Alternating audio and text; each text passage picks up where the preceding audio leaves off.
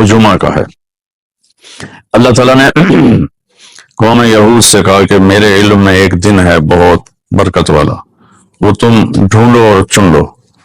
تو انہوں نے خطا کھائی اور ہفتے کا دن چن لیا۔ ہفتے کو یہودی عبادت کرتے ہیں، کام نہیں کرتے۔ پھر اللہ تعالیٰ نے عیسیٰ علیہ السلام کی قوم سے کہا کہ ایک دن میرے بارگاہ میں بہت بابرکت ہے، دعائیں قبول ہوتی ہیں، اسے تم ڈھونڈو۔ ان پہ چھوڑا تو انہوں نے اتوار چن لیا۔ لیکن جب ہماری باری آئی تو اللہ نے ہمیں نہیں کہا کہ ڈھونڈو، اللہ نے اپنے محبوب کی محبت میں جناب رسول اللہ صلی اللہ تعالی علیہ وسلم کی توفیل اللہ تعالیٰ نے ہمیں خود بتا دیا کہ وہ جمعہ کی رات ہے اور جمعہ کا دن ہے۔ یہ سب سے بہترین دن ہے جمعہ کا، اور پورے سال کے لحاظ سے جمعہ کی رات سب سے بہترین رات ہے۔ خصوصی طور پر پھر شب قدر سب سے اعلیٰ ہو جاتی ہے، لیلۃ القدر سب سے اعلیٰ ہو جاتی ہے۔ تو وہ 21، 23، 25، 27، 29 کی راتوں میں کوئی ایک رات ہوتی ہے، تو وہ اللہ تعالیٰ نے بہت ہی بابرکت بنائی، اللہ ہمیں نصیب فرمائے۔ تو جمعے کا دن اللہ تعالیٰ نے پسند فرمایا، اس میں ایک گھڑی دعا کی قبولیت کی ہے، وہ چھپی ہوئی ہے۔ اس گھڑی میں جس خوش نصیب کو ہاتھ اٹھانے کی دولت مل جائے وہ دعا فوراً قبول ہوتی ہے اور سیدھی عرشوں پر جاتی ہے۔ علماء نے اس میں تحقیق کی، ہر ایک نے اپنے اپنے خیال کے مطابق۔ بعضوں کے نزدیک جب امام خطبے کے لیے ممبر پہ آتا ہے تو وہ دعا کی قبولیت کا وقت ہے۔ بعضوں کے نزدیک جب دو خطبوں کے درمیان بیٹھتا ہے تو وہ وقت دعا کی قبولیت کا ہے، اور بعضوں کے نزدیک عصر سے مغرب کے درمیان کوئی بھی گھڑی اللہ کی بارگاہ میں دعا کی قبولیت کی ہوتی ہے۔ تو جمعہ کی نماز کو اللہ کے نبی نے بہت اہم قرار دیا، اور ارشاد میں بڑے دکھ کے ساتھ یہ حدیث بیان کر رہا ہوں۔ میرے نبی نے فرمایا جو 3 جمعے مسلسل چھوڑ دیتا ہے وہ میری ملت سے خارج ہو جاتا ہے، میری امت سے خارج ہو جاتا ہے۔ تو میں اپیل کروں گا ان بہن بھائیوں سے جو نماز میں سستی کرتے ہیں، کم از کم جمعہ ضرور پڑھ لیا کریں۔ عورتوں پہ جمعہ فرض نہیں ہے، مردوں پہ فرض ہے۔ تو میں کہا کرتا ہوں جو دوست ملتے ہیں یہ نماز نہیں پڑھی جاتی، تو میں ان سے کہتا ہوں ایک نماز 5 میں سے طے کر لو اور ایک جمعہ طے کر لو، 2 نمازیں شروع کر لو۔ جس نے بھی اس پہ عمل کیا وہ 5 وقت کا نمازی بن گیا۔ تو جمعہ کی نماز کے بعد جمعہ سے جمعہ تک کے جتنے گناہ ہوتے ہیں وہ اللہ تعالیٰ معاف فرما دیتے ہیں، اور جو جتنی جلدی جا کے بیٹھتا ہے امام کا خطبہ سننے کے لیے اس کو اتنا زیادہ اجر ملتا ہے۔ تو آج رمضان کا پہلا جمعہ ہے کہ ہم اس کا اہتمام کریں۔ رمضان المبارک میں جنگ بدر ہوئی، 17 رمضان جمعے کا دن، اور اللہ نے قیامت کو بھی جو قائم کرنا ہے جمعے کا دن۔ تو ہر دن اللہ کی بارگاہ میں بابرکت ہوتا ہے اگر ہم اس میں اللہ کی مان کے چل رہے ہیں، اور رمضان شریف میں خاص طور پر، اور پھر جمعہ ہو تو خاص طور پر اس میں ہم اپنے عبادت کو بنائیں۔ درود شریف جمعے کے دن کا مبارک عمل ہے، کثرت سے درود شریف پڑھنا، اور 300 دفعہ جو درود شریف پڑھ لیتا ہے وہ کثرت میں شمار ہو جاتا ہے، اوپر کی کوئی حد انتہا نہیں ہے۔ ہمارے ایک رشتہ دار تھے، وہ انتقال ہو گیا، اللہ ان کو درجہ بلند کرے۔ وہ روزانہ ایک دن میں 10,000 دفعہ درود شریف پڑھا کرتے تھے، ہر وقت تسبیح ان کے ہاتھ میں ہوتی تھی، اور روزانہ 10,000 دفعہ درود شریف پڑھا کرتے تھے۔ تو میرے بہن بھائیوں، میرے عزیزوں، اللہ تعالیٰ نے ہمیں ہر نماز کی بڑی اہمیت بتائی ہے، ہر نماز کی، لیکن خاص طور پر جمعے کی بڑی فضیلت ہے، اور جمعہ بھی رمضان المبارک کا ہو تو اور زیادہ وہ باعث برکت ہے، قابل رحمت ہے۔ تو روزے کا بھی اہتمام ہو اور ساری نمازوں کا اہتمام فرمائیں، کوئی باجماعت پڑھنے کی کوشش کریں، کوئی جماعت سے رہ جائے تو پھر اس کو چھوڑے نہیں، اسے ضرور پڑھ لیں کہ نماز کی اللہ تعالیٰ نے جتنی تاکید قرآن میں کی ہے اور کسی کی اتنی تاکید نہیں کی، اور اللہ تعالیٰ نے 10 دفعہ اقیم الصلاۃ اقیم الصلاۃ اقیم الصلاۃ وآتوا الزکاۃ، تو 10-12 دفعہ اللہ نے قرآن میں براہ راست حکم کیا اقیم الصلاۃ وآتوا الزکاۃ۔ اور ادھر اللہ پاک کی رحمت کے دروازے کھلے ہوئے ہیں، اللہ کا عرش پہلے آسمان پر ہے، جنت کے دروازے کھل چکے ہیں، جہنم کے دروازے بند ہو چکے ہیں، اور میرے نبی کا فرمان ہے کہ اگر میری امت کو پتہ چل جائے رمضان کیا ہے تو تمنا کریں گے کہ سارا سال ہی رمضان اور اتنی اللہ کی رحمت ہوتی. اللہ نے فضل فرمایا صرف 1 مہینے کے لیے ہمیں اللہ تعالیٰ نے اس کا پابند کیا. تو میرے بھائی بہنوں اس مہینے کو قیمتی بناؤ. کسی سے ہم لڑے ہوئے ہیں ہم صلح کر لیں. مرنے والے سے پوچھو کہ لڑائی کا کیا نقصان ہوتا ہے. مرنے والے سے پوچھو دنیا کی دوڑ کا کیا نقصان ہوتا ہے. مرنے والے سے پوچھو ماں باپ کی نافرمانی کا کیا انجام ہوتا ہے. امام بخاری رحمۃ اللہ علیہ نے ایک واقعہ نقل کیا ہے کہ ایک گاؤں میں ایک نوجوان کو دفن کیا گیا. تو عصر کے بعد اس کی قبر پھٹتی اور وہ قبر سے نکلتا اور اس کا چہرہ گدھے کا ہوتا تھا اور وہ 3 دفعہ گدھے کی آواز نکالتا تھا. پھر وہ قبر میں گرتا تھا, قبر مل جاتی تھی. تو لوگوں نے اس کی ماں سے پوچھا کہ یہ کیا چکر ہے. تو اس کی ماں نے بتایا کہ شرابی تھا, شراب پیتا تھا تو میں اسے روکتی تھی نہ پیا کر. تو وہ آگے مجھے کہتا تو کیا گدھے کی طرح آوازیں نکالتی رہتی ہے, مجھے نہ سنایا کرو. تو اللہ تعالیٰ نے تھوڑا سا اس کا انجام دکھا دیا کہ ماں باپ کو اس طرح تکلیف دینے سے کیا ہوتا ہے. تو بھائیو ایک تو ہم نماز کو زندہ کریں. میرے نبی نے کہا جعلت قرۃ عینی فی الصلاۃ, نماز روزے سے بڑا فرض ہے, میری آنکھوں کی ٹھنڈک نماز میں ہے. اور جب آپ دنیا سے تشریف لے جا رہے تھے تو آپ نے پورے دین کو 2 لفظوں میں بیان کیا. ایک ہے حقوق اللہ, ایک ہے حقوق العباد, اور ایک ہے بندگی اور ایک ہے معاشرت. تو آپ نے فرمایا الصلاۃ. جب آپ دنیا سے تشریف لے جا رہے تھے آپ نے حضرت ام عائشہ رضی اللہ عنہا علیہ السلام کے سینے پر یوں سر رکھا ہوا تھا اس طرح کر کے ایسے, اور ام عائشہ نے آپ کو سہارا دیا ہوا تھا, اپنے سینے پر لٹایا ہوا تھا. تو آپ فرما رہے تھے الصلاۃ وما ملکت ایمانکم, میری امت ایک نماز نہ چھوڑنا اور ایک میری امت کے غریب طبقے پر رحم کرنا, ان کے ساتھ آسانی کا سلوک کرنا, ان پر سختی نہ کرنا, ان سے نرمی کا سلوک رکھنا. پھر الصلاۃ وما ملکت ایمانکم, نماز نہ چھوڑنا, نماز نہ چھوڑنا, نماز نہ چھوڑنا. اور آخری الفاظ بھی یہی تھے الصلاۃ الصلاۃ الصلاۃ, نماز نماز نماز. پھر فرمایا اللہم الرفیق الاعلی, اللہ نے زکوٰۃ فرض کی ہے تو زکوٰۃ نکالو. اب تو اتنے حالات ہیں کہ متوسط طبقہ بھی زکوٰۃ کا مستحق ہے, اپنی زکوٰۃ سے بڑھ کے نکالو. کیونکہ زکوٰۃ دینے والا بخیلوں سے تو نکل جاتا ہے لیکن سخیوں میں داخلہ اس سے اوپر کرے گا تو ہوتا ہے. 2,500 دے دیا نا 1 لاکھ میں سے تو اب آپ کے بخیل کا لیبل نہیں لگے گا, لیکن سخی کا بھی نہیں لگے گا. اوپر 54 خرچ کر دو تو ایک سٹیپ آپ آ جائیں. سخی بن کے زندگی گزارو. لوگوں پہ خرچ کرنے کا مزہ بہت ہے, جوڑنے کے مزے سے زیادہ لگانے کا مزہ ہے. جب مظلوم فریاد کرتا ہے تو آسمان کے سارے دروازے اس کے لیے کھل جاتے, اور خاص طور پر جب یتیم پر ظلم ہوتا ہے تو اللہ کا عرش کانپ اٹھتا ہے, 7 آسمان کانپ اٹھتے ہیں, اور اللہ عرشوں سے کہتا ہے کون ہے جس نے اس یتیم کو رلایا ہے. آج کتنے یتیموں کی جائیدادوں پہ قبضے ہو چکے ہیں اور کتنے ان کے لیے کیس تیار ہیں کہ انہی کی ہے, یتیموں کی نہیں ہے. سویا ہوا ہے میرا اللہ, پتا ان کو نہیں پتا لگا کی ہوتا پہ اس نے اپنے نبی کو یتیم بنا کے بھیجا تھا. ہاں میرے بھائیو بہنوں, معاملہ تو اللہ اس کے رسول کی طرف رجوع کرنے سے بنے گا. آپ عظیم پیشے سے, میرے اللہ نے آپ ہماری ریڑھ کی ہڈی معیشت نہیں, ہماری ریڑھ کی ہڈی عدل ہے. عدل, جب ریڑھ کی ہڈی ٹوٹ جائے تو وہ انسان کھڑا نہیں ہو سکتا. معیشت بھی ہو, تجارت بھی ہو, زراعت بھی ہو, سب کچھ ہو اور عدل نہ ہو تو ریڑھ کی ہڈی ٹوٹی ہے. یہ ویل چیئر پر تو چل سکتا ہے, پاؤں پہ نہیں چل سکتا. بھوک ہو, افلاس ہو, لیکن عدل قائم ہے تو یہ اپنی کمر پہ کھڑا ہوا ہے, یہ اپنے پاؤں سے چلے گا. ہمارے معاشرے کی کمر ٹوٹ چکی ہے, ہمارے معاشرے کی کمر ٹوٹ چکی ہے. میرے نبی نے کہا اتقی دعوت المظلوم, میرے نبی نے فرمایا مظلوم کی بد دعا سے بچنا, مظلوم کی بد دعا سے بچنا. اور مظلوم کہا, مظلوم ہندو, دہریہ, کافر, مومن, مسلم سب برابر, ایک برادری ہے. مظلوم ایک برادری ہے. وہ عیسائی ہے مظلوم ہے, مسلمان ہے مظلوم ہے, یہ ایک برادری ہے. مظلوم کی بد دعا, میرے نبی نے کہا اللہ اور اس کی بد دعا کے درمیان کوئی چیز رکاوٹ نہیں ہوتی مظلوم کی بد دعا سے. میرے نبی نے فرمایا بنی اسرائیل میں ایک عورت تھی, اس کا جھونپڑا تھا, بادشاہ نے محل وسیع کیا, جھونپڑا اس میں آ رہا تھا, انہوں نے کہا گرا دو. اما تھی نہیں, واپس آئی تو اس کا جھونپڑا ملبے کا ڈھیر تھا. وہ کہنے لگی یہ میرے گھر کو کس نے گرایا ہے؟ لوگوں نے کہا بادشاہ نے حکم دیا, گرا دیا ہے. تو اس نے ملبے کے ڈھیر پر یوں کہا میرے رب میں تو موجود نہیں تھی, تو تو موجود تھا, میں تو موجود نہیں تھی, تو تو موجود تھا. بس ایک بول, تو وہیں کھڑے کھڑے اللہ نے اس بادشاہ کو اس کے محل سمیت زمین میں دھسا دیا. ایک دھماکے کے ساتھ زمین پھٹی اور بادشاہ اپنے لشکر سمیت محل سمیت زمین کا نوالا بن گیا، یہ اللہ ہے۔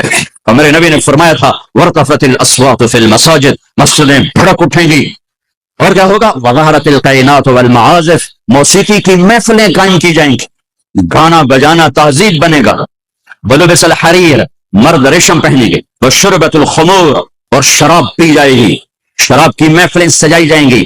وَلَانَ آخِرُ هَذِهِ الْأُمَّةِ أَوَّلَهَا، اور آج کے لوگ پہلے لوگوں کو بے وقوف کہیں گے، جاہل کہیں گے، ان پڑھ کہیں گے کہ جب میری امت یہ کام کرے گی فَلْيَرْتَقِبُوا عِنْدَ ذَلِكَ رِيحًا حَمْرَاءَ، اور موسم کے تیور بدل جائیں، زمین بھی تیور بدل رہی ہے، فلک بھی آنکھیں دکھا رہا ہے، پھر ہوائیں پاگل ہو جائیں گی، بجلیاں کڑکنے لگیں گی، بے موسم کی بارشیں، فصلات کیا انسان بھی بہا کے لے جائیں گے، وَخَسْفًا وَقَذْفًا، اور زلزلے آئیں گے، اور آسمان سے اللہ کی ناراضگی کے دروازے کھولیں گے، جیسے تسبیح کا دھاگا ٹوٹتا ہے اور دانے ٹپ ٹپ ٹپ ٹپ ٹپ ٹپ ٹپ ٹپ زمین پہ گرتے ہیں، اس طرح اللہ کی ناراضگی کی نشانیاں اوپر نیچے اوپر نیچے اوپر نیچے آتی رہیں گی آتی رہیں گی آتی رہیں گی، یہاں تک کہ تم لوٹو اپنے اللہ کی طرف، واپس جاؤ اپنے اللہ کی طرف۔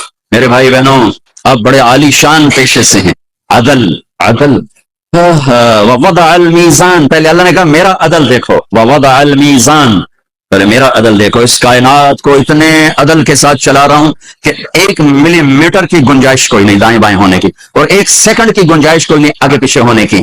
یہ زمین، ایک مثال دیتا ہوں، وَوَضَعَ الْمِيزَانَ کی ایک مثال دیتا ہوں، ہماری زمین 24,000 کلومیٹر گولائی میں ہے، یہ ہر 1 سیکنڈ میں سورج سے 2.5 ملی میٹر، سینٹی میٹر نہیں، 2.5 ملی میٹر سورج سے دور ہو جاتی ہے ہر سیکنڈ، صرف 3 مائکرو میٹر کا فرق پڑ جائے، یہ 2.5 کی بجائے یہ 2.8 ہو جائے، 2.8 ہو جائے، یا یہ 2.2 ہو جائے، 3 مائکرو میٹر زیادہ ہو جائے یا کم ہو جائے، تو چند ہفتوں میں یہ سارا ہمارا جو سولر سسٹم ہے یہ تباہ ہو جائے، تباہ ہو جائے۔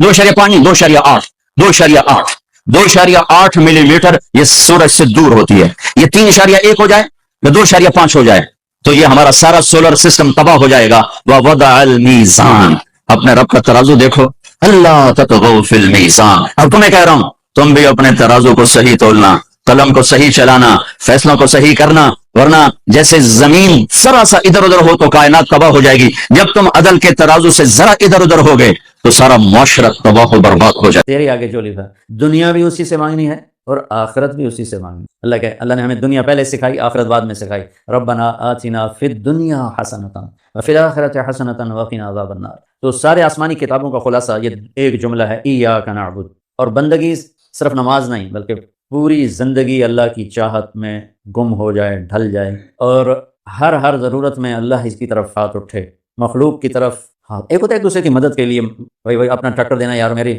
ہمارے یہاں ہم نے اپنی مثال دینی، جب ایک دم زمین تیار کرنے کا وقت آتا ہے تو وہ 3 ٹریکٹر بھی کافی نہیں ہوتے، تو ہم کہتے ہیں جی ذرا اپنا ٹریکٹر بھیج دینا، ایک ہی دن میں ہماری زمین ساری تیار ہو جائے۔ یہ ایک دوسرے کی امداد باہمی ہے۔ مدد جہاں انسان بے بس ہے، صرف اللہ ہی کر سکتا ہے، ان چیزوں میں اللہ کے سامنے چولی پھیلانا، اسی کو پکارنا، اسی کے آگے ہاتھ پھیلانا اور اسی کے آگے سر جھکانا۔ حنین میں صحابہ جیسی ہستیوں نے کہا آج ہمیں کوئی نہیں ہرا سکتا، ہم بہت زیادہ ہیں، اللہ نے ایک حلے میں اڑا کے سب کو کہاں سے کہاں بھگا دیا، لن نغلب من قلۃ، آج ہمیں کوئی نہیں ہرائے گا۔ تو پہلے حملے میں ہی قدم اکھڑے تو صرف 88 آدمی اللہ کے نبی کے ساتھ رہ گئے، 12,000 بھاگ گئے۔ پھر یوم حنین اذ اعجبتکم کثرتکم فلم تغن عنکم شیئا۔ تو میرے عزیزو، سورۃ فاتحہ پورے قرآن کی چابی ہے، تمہید ہے۔ قرآن توحید بتاتا ہے، رسالت بتاتا ہے، آخرت بتاتا ہے۔ سورۃ فاتحہ میں توحید بھی ہے، رسالت بھی ہے اور آخرت بھی۔ الحمدللہ رب العالمین الرحمن الرحیم مالک یوم الدین۔ الرحمن الرحیم تک اللہ کی ذات صفات توحید ہے، مالک یوم الدین جزا سزا اور آخرت ہے۔ ایاک نعبد و ایاک نستعین یہ مقصد زندگی ہے۔ اہدنا الصراط المستقیم یہ طلب ہے زندگی کی، سب سے بڑی طلب ہدایت ہے۔ الصراط الذین انعمت علیہم یہ رسالت، یہ جن پر تیرا انعام ہوا، اولئک مع الذین انعم اللہ علیہم من النبیین والصدیقین والشہداء والصالحین وحسن اولئک رفیقا۔ تو سورۃ فاتحہ کو مجھے کو یاد پڑتا ہے، ایک دفعہ میں کہیں پڑھا تھا کہ اللہ اپنی ذات کو اتنے خوبصورت انداز میں بیان کرتا ہے، الحمدللہ رب العالمین الرحمن الرحیم مالک یوم الدین۔ یہ تو غیب کے صیغے کے ساتھ بات ہو رہی، لیکن اللہ اپنی ذات کو اس قدر خوبصورت انداز میں بیان کرتا ہے کہ ان 4 لفظوں میں اللہ سامنے آ جاتا ہے تو سننے والا اللہ کو سامنے دیکھ کر کہتا ہے ایاک نعبد، تیری ہی بندگی کرتے ہیں، و ایاک نستعین، تجھ سے مانگتے ہیں، کیونکہ اللہ کو دینے کے لیے کہیں سے مانگنا نہیں پڑتا۔ وہ میں تھا گاؤں میں تو ایک ہمارا رشتہ دار برادر اور میں نے سب سے دوستی لگا کے رکھی، سب سے ملتا ہوں، مجھے کہنے لگا طارق میاں بندہ تو بڑا چنگا ہے اور تو وابیاں نال رل گیا ہے کیا وابی کون ہوندے ہے کہ جڑے پیراں نوں نہیں مندے ہے پیراں نوں تو سارے مننے ہیں اللہ دے ولیاں دا کوئی انکار ہے بھلا ہاں یہ آنے ہیں بھائی پیر پتر نہیں دے سکدا تے پیر دعا دے سکدا ہے پتر تو اللہ دیندا ہے یہ تو گل ہر پیر صاحب دا کوٹا ہے اللہ کولوں دے وچوں لے کے دے دیندا سمجھو ہر پیر صاحب کا کوٹا ہے اس کوٹے میں سے اللہ سے لے کر دے دیتا ہے علم و باز کرے فقیری کافر مرے دیوانہ ہو ساسے برے کرے عبادت کلو اللہ تو رہے بیگانہ ہو سلطان باہو رحمۃ اللہ علیہ کے دو بول ہیں تو ابراہیم علیہ السلام نے آگ میں جاتے ہوئے جبریل اور ہوا کے فرشتوں کو کہہ دیا تھا اما الیک فلا واما الی اللہ فنعم ایاک نعبد و ایاک نستعین اللہ تعالیٰ نے اپنی ذات کو اس خوبصورت انداز میں پیش کیا ایک جیسے ہم اللہ کو دیکھ کر کہہ رہے ہیں ایاک نعبد و ایاک نستعین یا اللہ صرف تیری بندگی کریں گے یہ سر اور کہیں نہیں چکے اور یا اللہ صرف تجھ سے مانگیں گے اور کسی سے نہیں مانگیں گے قرآن وہ میں نے پہلے ایک مثال سے بتا دیا یہ استعانت بالغیر نہیں ہے بھائی مجھے قرض چاہیے مجھے 1 لاکھ روپیہ دے دیں یہ اس میں نہیں آتا ہے میرے نبی قرضہ اٹھاتے تھے میرے نبی نے جنگ کے لیے تلوار اٹھائی زرہ پہنی اسباب کی دنیا ہے اسباب کا اختیار کرنا اور چیز ہے اور جن چیزوں میں اللہ کے سوا کوئی کرنے والا نہیں وہ لوگوں کے سامنے ہاتھ پھیلا دینا ہم لیا گئے تو وہاں ایک پیر جگی گدی تھی تو ان کے پیر صاحب سے ملاقات کی انہوں نے بہت محبت کی تو ہم فاتحہ پڑھنے گئے تو وہاں ان پڑھ عورتیں بیٹھے پیر جگی پتر دے میں پیر جگی پتر دے میں اللہ ان کو معاف کر دے گا ان کو پتہ ہی کوئی نہیں ہے یہ پتر کون دیتا ہے وہ سمجھے پیر ہی دیتا ہے پیر جگی پتر دے میں تو استعانت صرف اللہ سے اگر آپ نماز کی عادت ڈال دو نا آپ پڑھتے ہو لیکن ہر حاجت میں مصلی پہ آ جاؤ پھر آپ کو ایاک نستعین کا مزہ آئے اپنی حاجت نماز کے ذریعے اللہ کے سامنے رکھو ایک بدو طواف کر رہا تھا یا اللہ تجھے پتہ ہے نا میں بھی بھوکا ہوں اور میری اونٹنی بھی بھوکی ہے اور مجھے کھانے کو میرے بچے بھی بھوکے اور میں بھی بھوکا ایک آدمی ساتھ سن رہا تھا تو اس نے جلدی سے اپنے تھیلی نکالی درہموں کی کہ میرے بھائی قبول فرما کافی شرٹ تو اس سے لینا ہوتا تو اس کے گھر میں آتا جس کے گھر آیا ہوں اسی سے لینا چل مجھے نہیں چاہیے وہ طواف سے فارغ ہوا ہے تو اعلان ہوا فلاں ابن فلاں کہاں ہے تو یہ خود سے کہا جی میں ہوں کہا آپ کے چچا کا انتقال ہوا ہے تو انہوں نے اپنی ساری وراثت آپ کے نام کر دی ہے چونکہ ان کی اولاد کوئی نہیں تھی تو 1 منٹ میں اللہ تعالیٰ نے قبول فرمایا ہشام بن عبد الملک اور سالم بن عبداللہ بن عمر بیت اللہ کا طواف فرما رہے تھے تو ہشام نے کہا سالم کوئی ضرورت تو بتاؤ تو وہ کہنے لگے اللہ کے گھر میں ہو کر میں اللہ کو نہ بتاؤں تمہیں بتاؤں کتنے شرم کی بات تو ہشام چپ ہو گیا ہشام بادشاہ تھا بنو امیہ کا تو جب دونوں باہر نکلے تو ہشام نے کہا اچھا آپ تو بولیے کوئی ضرورت بتائیں تو سالم بن عبداللہ بن عمر حضرت عمر کے پوتے کہنے لگے کیا بتاؤں دنیا کی یا آخرت کی وہ کہنے لگا دنیا کی بتاؤ آخرت کی میں کیا پوری کروں گا تو وہ کہنے لگے دنیا تو کبھی اللہ سے نہیں مانگی تجھ سے کیا مانگی ما سال تو من یملکھا فکیف من لا یملکھا جو دنیا کا شہنشاہ ہے دنیا تو اس سے کبھی نہیں مانگی تم سے کیا مانگی تو میرے عزیزو سارے قرآن کا خلاصہ یہ 2 لفظ ہیں ایاک نعبد تو امت اللہ کے سامنے سر جھکاتے ہر حرام چھوڑ دے ہر حلال پہ آ جائے بندگی صرف نماز نہیں ہے بازار کی بندگی کیا ہے سچائی ناپ تول کا پورا ہونا وعدے کا وفا کرنا کھوٹ ملاوٹ سے بچنا یہ بازار کی عبادت ہے اللہ نے زکوٰۃ فرض کی ہے تو زکوٰۃ نہیں کرتا تو اتنے حالات ہیں کہ متوسط طبقہ بھی زکوٰۃ کا مستحق ہے اپنی زکوٰۃ سے پڑھ کے نکالو کیونکہ زکوٰۃ دینے والا بخیلوں سے تو نکل جاتا ہے لیکن سخیوں میں داخلہ اس سے اوپر کرے گا تو 2,500 دے دیا نا 1 لاکھ میں سے تو باپ پہ بخیل کا لیبل نہیں لگے لیکن سخی کا بھی نہیں لگے گا اوپر 54 خرچ کر دو تو 1 سٹیپ آپ آ جائیں سخی بن کے زندگی گزارو لوگوں پہ خرچ کرنے کا مزہ بہت ہے جوڑنے کے مزے سے زیادہ لگانے کا مزہ ہے تو رمضان آ رہا ہے خرچ کریں زکوٰۃ سے پڑھ کر دیں انتہائی ضرورت مند ہے جو میرے پیچھے چلے گا وہ عزتوں کا راستہ ہے جو میرا راستہ چھوڑے گا وہ ہلاکتوں کا راستہ ہے ساری دنیا کا سردار بنایا سارے عالم کا سردار بنایا سارے نبیوں کا سردار بنایا جنات اور اب ملائکہ اور عرش سدرۃ المنتہا کا جن کی نبوت کا ڈنکا بجا اور 7 آسمان سکڑ گئے اور سدرۃ المنتہا بھی راستے میں اسٹیشن بنا عرش کے دروازے بھی کھل گئے اور اوپر میرے رب کے اور مخلوق کے درمیان لاکھوں کروڑوں پردے بھی اٹھ گئے اور اللہ اور حبیب اللہ آمنے سامنے یہ ہمارے نبی کی پرواز ہے وہ کیسا نبی ہے جو دونوں آنکھوں سے اللہ کو دیکھ لے اور پھر صحیح سلامت دنیا میں واپس آ جائے ان کی نظر کی کیا طاقت ہے ان کے کانوں کی کیا طاقت ہے براہ راست اللہ کا کلام سن رہے ہیں موسیٰ علیہ السلام پر ایک تجلی پڑی بے ہوش ہو کے گرے اور کتنے دن تک ہوش نہ آیا اور یہاں تجلیات ہی تجلیات ہیں اور التحیات للہ والصلوات والطیبات ہو رہا ہے اور میرے رب کی طرف سے سلام آ رہا ہے السلام علیک ایھا النبی ورحمۃ اللہ وبرکاتہ اے میرے محبوب آپ کا رب آپ کو سلام پیش کرتا ہے کمال اور لو اذانوں میں کوئی بڑا بندہ سلام کیا جائے میں نے جناب چودھری سلام کیتا ہے میں نے چودھری سلام کیتا جی ارے بھائی کون سلام کر رہا ہے اللہ سلام السلام علیک ایھا النبی سبحان کیا ہم نعت خوانی کریں گے جو میرے رب نے قرآن میں اپنے نبی کی نعت خوانی کر دی ہماری نعت خوانی تو ہماری اوقات کے برابر جتنا میرا علم اتنی میری شاعری یا جتنا میرا مطالعہ اس کے مطابق میری شاعری اور اللہ جو یعلم ما یلج فی الارض وما یخرج منها وما ينزل من السماء وما يعرج فيها وهو معكم اينما كنتم ما يكون من نجوى ثلاثة إلا هو رابعهم ولا خمسة إلا هو سادسهم، جس کا علم کامل اکمل. کیا میرے نبی کی نعت خوانی قرآن نے کی ہے. یا ایھا الذین آمنوا لا تقولوا راعنا. یہ میں تمہیں چند آیات سناؤں گا جس میں ساری نعت خوانی ہے، ترجمہ نہیں، صرف آیات سن. لا تقولوا راعنا، یہ پہلا پارا اللہ تعالیٰ ایمان یا ایھا الذین آمنوا پہلی دفعہ آ رہا ہے اور نبی کے حق کو بتانے آ رہا ہے کہ میرے نبی کا ادب کرو. قد جاءکم من اللہ نور وکتاب مبین یا ایھا النبی انا ارسلناک شاہدا ومبشرا ونذیرا وداعیا الی اللہ باذنہ وسراجا منیرا تبارک الذی نزل الفرقان علی عبدہ لیکون للعالمین نذیرا طٰہٰ ما انزلنا علیک القرآن لتشقى الا تذکرۃ لمن یخشى قد نرى تقلب وجهک فی السماء فلنولینک قبلة ترضاها فول وجهک شطر المسجد الحرام. يا أيها المزمل قم الليل إلا قليلا نصفه أو انقص منه قليلا أو زد عليه ورتل القرآن ترتيلا إنا سنلقي عليك قولا ثقيلا إن ناشئة الليل هي أشد وطئا وأقوم قيلا إن لك في النهار سبحا طويلا واذكر اسم ربك وتبتل إليه تبتيلا رب المشرق والمغرب لا إله إلا هو فاتخذه وكيلا واصبر على ما يقولون واهجرهم هجرا جميلا. يا أيها المدثر يا أيها المدثر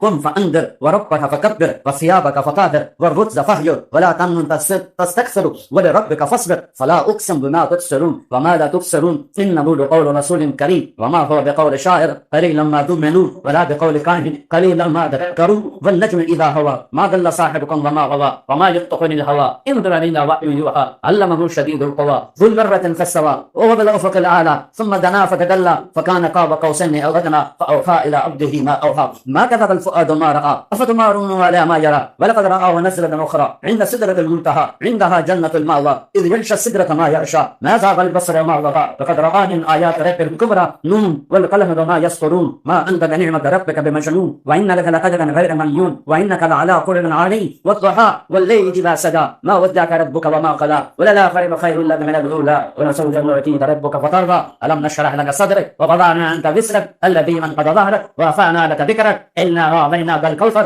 فصل لربك وانحر إن شانئك هو الأبتر. یہ سب نعت خوانی. تو میرے اللہ نے اپنے حبیب کی تعریف کی، ساری آیات کا ترجمہ تعریف کی. ایک آیت کر دیتا ہوں جو میرے نزدیک میرے نبی کی شان میں سب سے بلند آیت ہے، سب سے بلند آیت ہے وہ ہے وَلَسَوْفَ يُعْطِيكَ رَبُّكَ فَتَرْضَىٰ. میرے محبوب ساری دنیا مجھے، میں کیوں بیان کر رہا ہوں اس سال گلا خشک ہو رہا ہے. میں رمضان نہیں ہوتا تو میں بیان میں پانی پیتا رہتا ہوں، اب میں پانی نہیں پی سکتا، میرا گلا خشک ہو گیا، اس میں کانٹے چبھ رہے ہیں. اور آپ بھی گرمی میں بیٹھے ہوئے ہو، جڑ کے بیٹھے ہو، کیوں بیٹھے ہو؟ اللہ راضی ہو جائے. ٹھیک، مولانا ظاہر صاحب نے مجھے کیوں بلایا؟ اللہ راضی ہو جائے. یہ میرے پاس بیٹھے ہیں، آپ میرے پاس بیٹھے ہو، میں بول رہا ہوں، آپ سن رہے ہیں، اللہ راضی ہو جائے. لیکن اللہ بے نیاز بھی ہے، قریب بھی ہے، چاہے تو راضی ہو چاہے تو نہ ہو. ٹھیک ہے نا. اپنے گناہوں پہ ڈر ہے، رحمت کی آس ہے. موسیٰ علیہ السلام کو اللہ نے بلایا تو انہوں نے دوڑ لگا دی. تو اللہ نے کہا من اجلک، دوڑ کے کیوں آئے ہو؟ عجلت الیک رب لترضیٰ. یا اللہ میں دوڑا اس لیے ہوں، تو مالک میں نوکر، مالک بلائے نوکر بھاگ کے آیا تو مالک خوش ہوتا ہے. یا اللہ تو راضی ہو جا اس لیے دوڑ کے آیا ہوں. ساری